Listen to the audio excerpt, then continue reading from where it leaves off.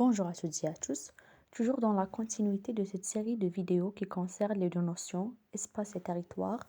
Apparemment, on s'est rendu compte finalement de la diversité des approches et des définitions attribuées à la notion de l'espace. Et donc, différentes prises en compte scientifiques sont mises en avant. Il convient donc de mettre un peu d'ordre pour se situer par rapport à ces visions très différentes, une vision matérialiste, d'autres spiritualiste et d'autres qui parlent surtout d'un caractère abstrait de l'espace. Et donc, restez avec nous jusqu'à la fin pour essayer d'établir un peu d'ordre sur ce qu'on a vu précédemment. Donc, pour pouvoir nous situer par rapport à l'ensemble des conceptions de cette notion, on va opter pour un ajout de qualificatif à cette notion.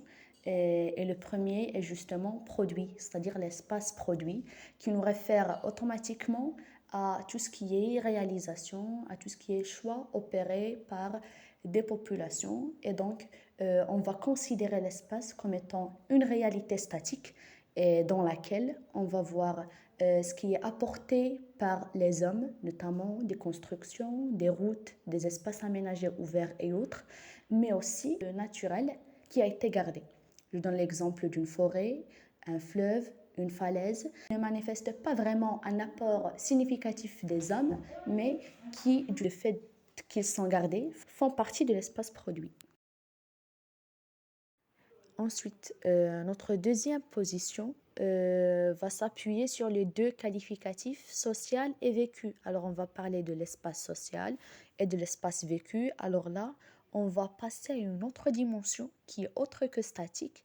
C'est la dimension dynamique et dans laquelle on va traiter l'espace comme étant un support du mouvement tout simplement. Et donc, on va le traiter comme étant surtout un support d'interaction et qui est animé par des convergences et des couloirs de circulation. Donc concrètement, lorsqu'on va voir un espace, on va voir des zones où il y a surtout des convergences, par exemple des zones d'activité commerciale, où il y a surtout des rencontres et des interactions entre les personnes, mais aussi il y a des couloirs de circulation, notamment les voies qui font les connexions entre toutes les parties de la ville, par exemple. Alors là, on va parler surtout de cette dimension qui est dynamique et qui voit dans l'espace un espace d'usage et un espace animé.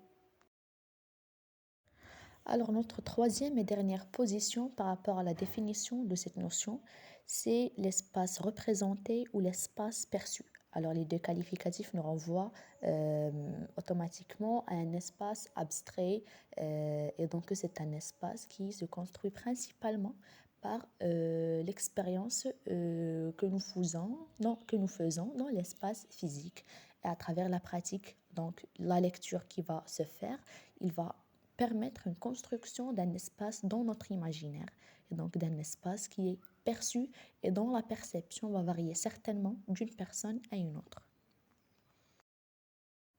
Alors on est arrivé à terme de cette vidéo. Merci d'avoir resté jusqu'à la fin et à bientôt.